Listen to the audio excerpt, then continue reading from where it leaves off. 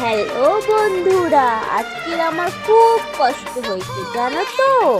কারণ আজকে সারাদিন বাড়িতে ছিলাম না। কোথায় গেছিলাম? আমি মায়েদের সঙ্গে শপিং করতে গেছিলাম।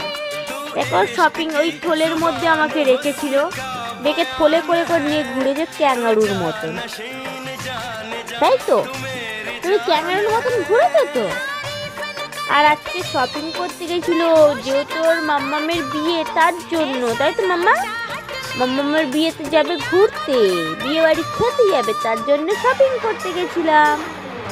আজকে অনেক জায়গায় শপিং এ গেছিলাম, 3টে জায়গায় শপিং এ গেছিলাম। বল মাম্মা, বল। আমরা অনেক জায়গায় শপিং করতে গেছিলাম, অনেক কিছু শপিং করেছি। এখন তো তোমাদের দেখাবো না, যখন বিয়ে বাড়ি করবো তখন দেখাবো।